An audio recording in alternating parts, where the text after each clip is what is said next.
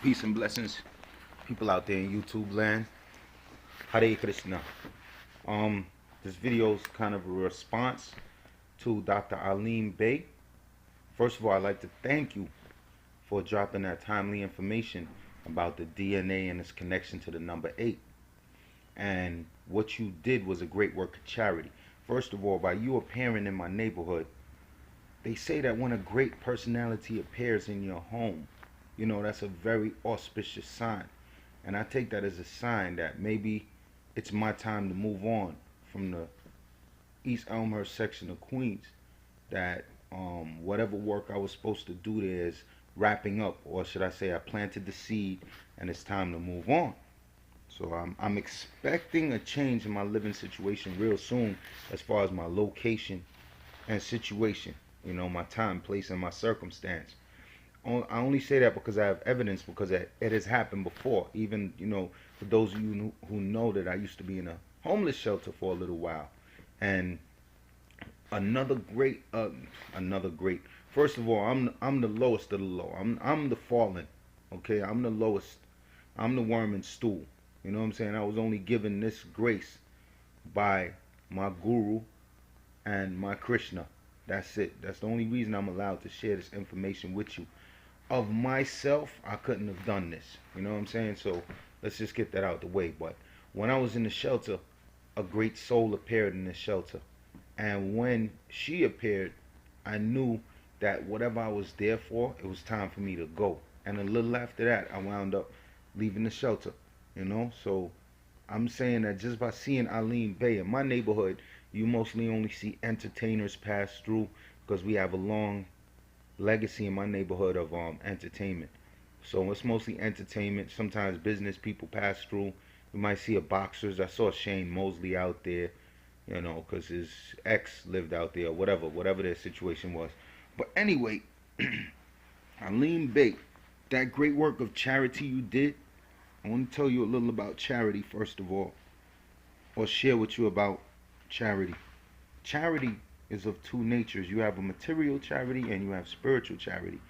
With this material charity thing, you can be a charitable individual, so charitable that you do such great deeds of giving away wealth and sharing your fortune that you're born in a better position in the future. You can even become a universal Brahma, which is a universal creator, not the Almighty himself, but a creator, a person who engineers the material manifestation to create the matrices that we live in. All of them are just like little bubbles that pop out of the skin pores of Vishnu. That's what these universes are made of. They're little bubbles. Just to let you know how fragile our material position really is. So the charity you gave is going to help a lot of people, because I'm going to try to make some connections in this video. So once again, we have charity. Now remember, there's charity in different modes. Some people give charity to a homeless person on the street. They might give them $1.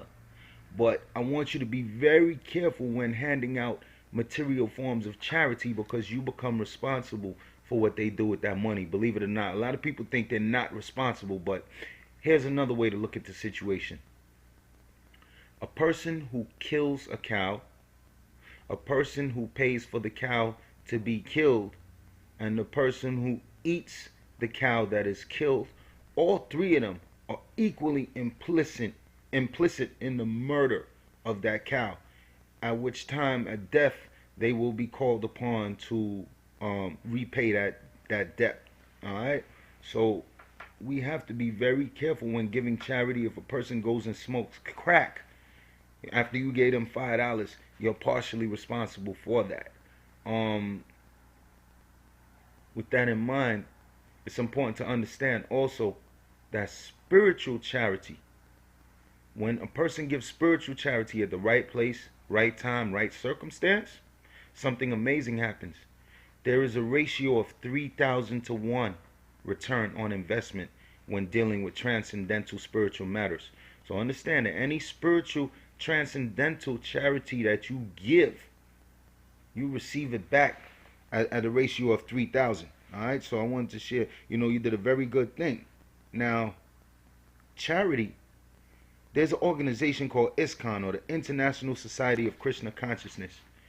Ladies and gentlemen, I have no doubt it is Krishna himself manifested in this material world, because there is no separation between God, his name, his activities, his abodes, his pastimes, his consorts, his friends, his enemies. It is all one big traveling circus. And as a part of that traveling circus, we have an organization called ISKCON, started by Srila Prabhupada. I believe it was actually started in the year 1966. And Srila Prabhupada himself was not actually what you would call a member of ISKCON. He's the founder. He was actually a member of something called Gaudiya Math, which is an order of Vaishnava monks, extremely advanced, because they're constantly engaging the holy names. Up to 8 hours a day, these guys are chanting. So what happens is they're doing 64 rounds, and it's causing something magical to happen.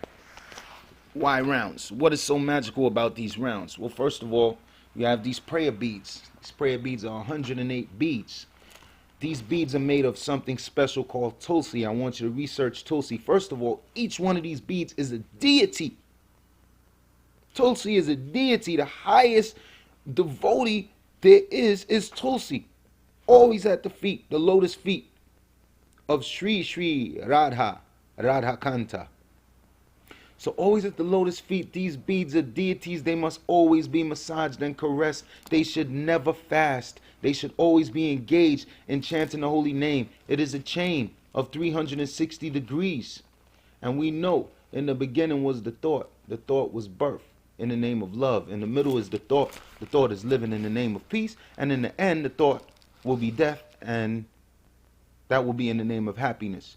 Death is birth to another life, and 360 degrees is a bridge. So when you're using these beads, you're churning the cosmic waters. When you're using these beads, you're engaging in a cosmic dance that puts you back in your proper place in the mandala of life. What is the mandala of life? That's the sacred geometry that everybody's interested in now.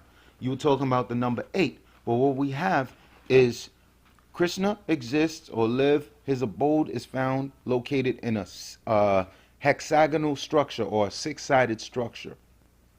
Krishna is the science of the one who became two, but not really became two.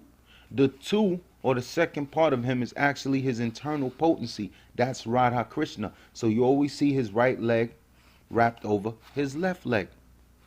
To represent his hidden aspect is the feminine pleasure potency which is inside of him. The absolute most pleasing energy in and out of existence is Radha, the internal energy of Krishna.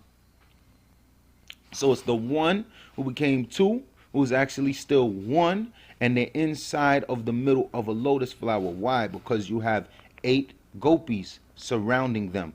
The gopis are not to be interpreted as material girlfriends of Krishna or material cowherd girlfriends. That was their earthly manifestation. The gopis are actually expansions of Krishna's pleasure energy. They exist solely for the purpose of Krishna's pleasure. Each one of them has a different function, and each of those 8 gopis is in turn surrounded by 8 more gopis, and 8 more gopis, and 8 more gopis. So that's how we start to get to the number 64 and 128 and 256. Notice that it's based on the same digital code, and Sanskrit is also a digital language, which is why it is considered a divine language. So we have 8, and then 8, and then 8, and then 8. And then when I draw a mandala, it's always based on the pattern of 8. And then outside of those 8, you have their assistants and their assistants and their assistants. And somewhere along the line, when you're chanting these beads, you start to fall into the cosmic tree of life. This lotus flower is so important. It forms like a structure that will look like a lotus flower. That's why they say Brahma and Nefertum appeared on the lotus flower. So they are the material effects. Their material bodies and their material activities are the effects of something going on in the spiritual plane. So when you're dealing with the science of the gopis and you're dealing with Radha, we're dealing with the highest, most exalted beings. They make demigods look like ants. You know what I'm saying? Demigods and Orishas and Necharu are nothing compared to the gopis. So when you are chanting any mantras, especially the Maha Mantra, the great mantra, the Hare Krishna mantra for deliverance, you are putting yourself back in your proper position in that number 8, in that eternal rasa dance which sustains this material and spiritual universe. So, I want to once again thank you for your charity. And speaking of ISKCON, Srila Prabhupada never intended for ISKCON to become a charitable organization. We don't feed the poor. We feed everybody. First of all, nobody should be starving within 10 miles of any Hare Krishna center.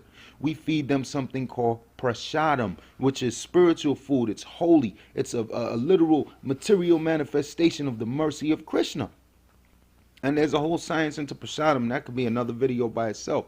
So I'm just saying this to say ISKCON was actually supposed to work for the welfare of all living entities on this planet by spreading the holy names, by chanting the holy names and purifying the core of your own heart and purifying the external surroundings. That's what ISKCON is supposed to do. The International Society for Krishna Consciousness is supposed to spark the consciousness of God realization in the living entities, particularly those encased in a human form. You could be from the lowest human form to the highest human form. All are eligible to bypass the standards of Brahmins and and demigods and actually go to the highest level, which is servants at the lotus feet. We're actually parts of the atomic dust that flow around inside of that beautiful lotus flower at the feet of Krishna. Okay, so I just want to share with you that number 8 is so significant, and I want you to continue your research and sharing information on the number 8 and how it relates to sacred geometry, and once again, continue to work for the welfare of the living entities. Do it from a spiritual platform, and you can never go wrong, because the realm of spirit is absolute truth, reality, and eternity. It's absolute knowledge and data, and it is absolute bliss and pleasure. And once we work from that platform, we're unstoppable, bro. So once again, Alim Bey, thank you for coming on my page. It's great, and it's an honor, and it's a sign that it's time for me to move on to do higher and bigger and better things for my life. And I hope it manifests in yours as well. Hare Krishna.